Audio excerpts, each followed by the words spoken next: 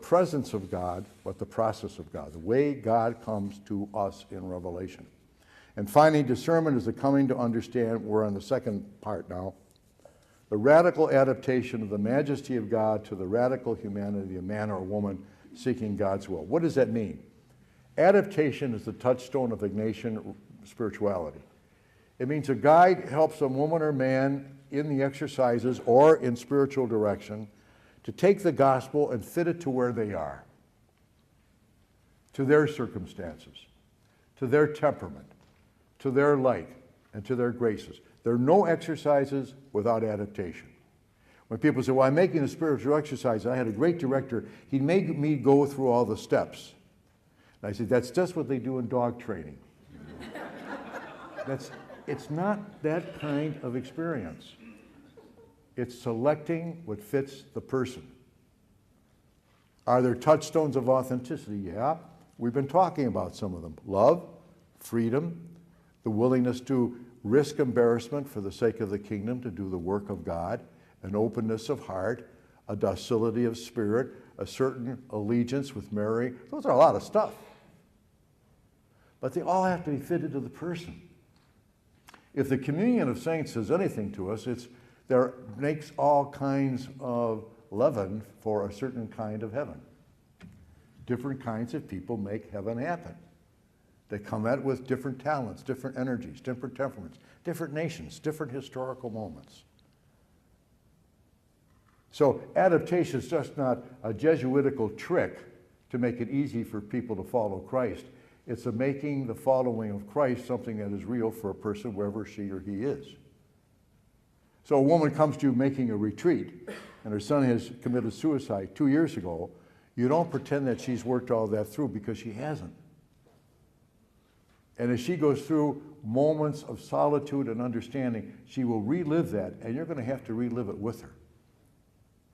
And you're going to have to set aside, well, she's not fitting my agenda. I said, this is the person God brought into your life at this time. Work where she is. And that will take some time, because you're going to relive it in a different way now. Okay. The one who accompanies another, I put in this process, looks for the integration of humility and openness to what is reality as a surrender, and humility as assertion. That's very important. What do I mean by humility as reality? I just buried a man who had been a judge. I preached the homily. I didn't bury him. Someone else buried him.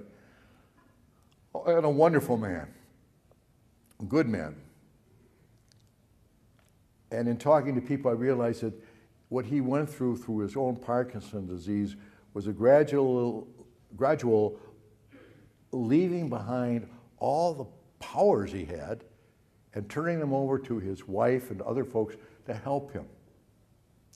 But at that funeral, everyone said they were more helped by Pat than they helped Pat. His wit, his care, his charm, his goodness, his gratitude to them did something for them that he could never have done by being just strong.